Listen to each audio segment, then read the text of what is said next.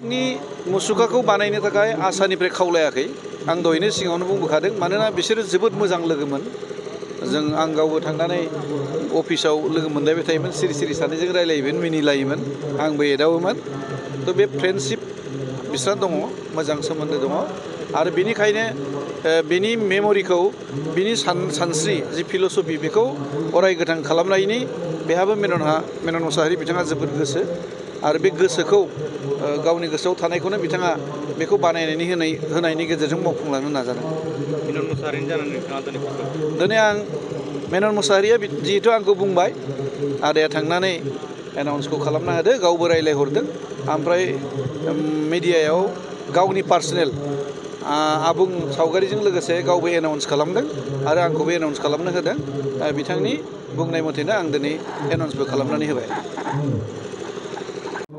অনুষ্ঠান পাতাৰ বাবে যোৱাকালি দিনৰ 10 বজাত মিনন মুছাহাৰী ডাঙৰীয়াই আমাক ফোন কৰিলে।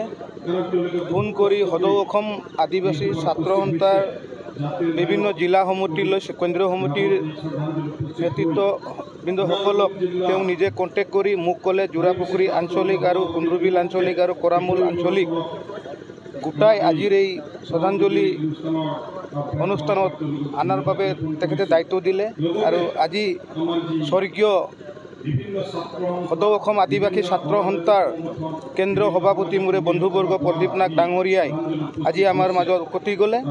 তেখেতৰ কাৰণে আজি মেনন মুছাহাৰী ডাঙৰীয়াই যিটো শ্ৰদ্ধাঞ্জলি আয়োজন কৰিলে তেখেতক মোৰ ফালৰ পৰা আৰু আমি আশা কৰ্মী এটা এক্স হিচাপে আৰু কেন্দ্ৰীয় সমিতি আৰু জিলা সমিতিৰ ফালৰ পৰা অশেষ অশেষ ধন্যবাদ জ্ঞাপন কৰিলোঁ।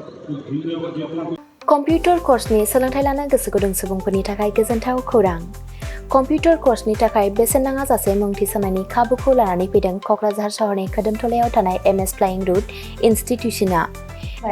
बयखौबो थ' बेहाय क'क्राझार सिङाव थानाय खोदोमथला फ्लाइंग रुट इनस्टिट्यूटा हस्पिटेलिटी मेनेजमेन्ट आरो एभिएशननि अनगायै कम्पिउटार कर्सखौबो लन्च खालामनाय जादों गोदान। थ' बेहाय दा फ्रि एडमिशन सोलिगासिनो दङ जेरै जोङो JavaScript web designing CC programming बेखौ गासिखौबो होनाय जागोन। थ' जायफोर केन्डिडेटफोरा गोसो दङ बेहाय माने थाबैनो रेजिस्ट्रेशन खालामनो हागोन एडमिशन फ्रि सोलिगासिनो दं। एभिएशन आरो हस्पिटेलिटी मेनेजमेन्टनि फोरोंथाय होबोबाय थानायजों लोगोसेनो देग्लायनिफ्राय लानानै फैबावदों क'क्राझारनि एमएस फ्लाइंग रुट इनस्टिट्यूशना कम्पिउटारनि कर्स। आखा-फाखा रोंगौसार फोरोंगिरि आरो मोजां खाबु थानाय बे फसंथानाव PGDCA, DCA, CCA, JavaScript, web designing, CC programming, illustrator, stenography with typing बायदि बायदि कम्पिउटार कर्सफोरनि फोरोंथायखौ नोंथांमोननो होनो थाखाय बे समाव नेनानै दङ क'क्राझारनि खोदोमथलायाव थानाय एमएस फ्लाइंग रुट इनस्टिट्यूशना। गोदानै जागायनो लानाय कम्पिउटार कर्सनि थाखाय बे समाव एमएस फ्लाइंग रुट इनस्टिट्यूशनाव गिबि खेबनि थाखाय मुं थिसनगिरिफोरा बेसेन होनाङालासे मुं थिसननायनि खाबुखौ मोननो हागोन। थारैनो नोंथाङाबो कम्पिउटारनि गियान सोलोंनो गोसो दङ नामा? जुदि गोसो दङ अब्ला गोबाव खालामाजासे क'क्राझारनि एमएस फ्लाइंग रुट इनस्टिट्यूशनाव सोलोंनो लानो थाखाय नोंथाङा 9394796813 एबा 8099554765 जानबुं अनजिमायाव फोनांजाब खालामदो।